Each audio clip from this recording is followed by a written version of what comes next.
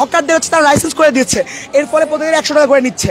আমরা হচ্ছে প্রায় 1 সপ্তাহ থেকে এই গাড়িটাকে আমরা বলছি যে সরাই ফেলান, এখানে ফুটপাত।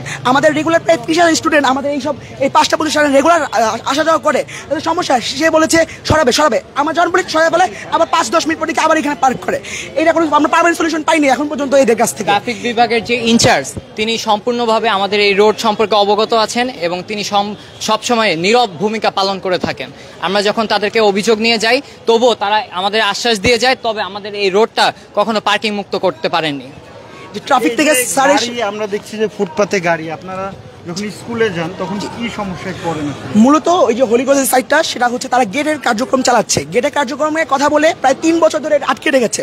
তারা ফুটপাত তো আটকিয়েছে, প্লাস প্রায় 1 হাত রাস্তা মেইন রোড আটকিয়ে ফেলেছে। ফলে আমরা ফুটপাতে আসা যাওয়া করতে পারছি না। আমাদের তখন মেইন রাস্তা আসা লাগছে, মেইন রাস্তার মাঝখান থেকে যাওয়া লাগছে। কেননা ওই যেখানে ব্যারিকেড দিয়েছে, সেই ব্যারিকেডের সামনে তারা তাদের হলিক্রসের গাড়ি পার্ক করে।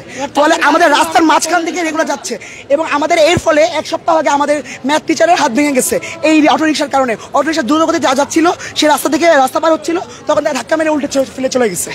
তারা সরায় 2 মিনিটের পর আবার পরদিন আইসা বা 2 মিনিট পর আইসা। কালকে আমরা অটোরিকশাওয়ালাকে বলেছি সরাবে না, বলছে আমাদের ভাই ব্রাদার নিয়ে আসবো, তোমরা কে কোন স্টুডেন্ট হয়ে গেছো, তোমরা এখানে কথা বলো, আমরা এখানে কয় বছর ধরে আছি তুমি জানো, তোমাদের জন্মের আগে থেকে আছি। এরপর আমরা বাধা দিচ্ছি, সরাই নেই।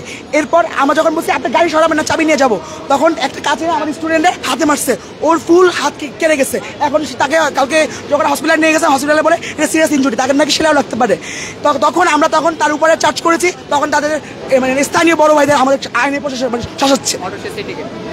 এই অটোরিকশা সিন্ডিকেটগুলোকে আমাদেরকে হুমকি ধামকি দিচ্ছে, এখান থেকে অটোরিকশা সরাবে না। তাদের হুমকি ধামকির কারণে আজকে বিজ্ঞান কলেজ সহ যে সরকারি কলেজগুলো আছে, ফার্মগেটের সবাই মিলে আজকে রাস্তা নামছে আমরা।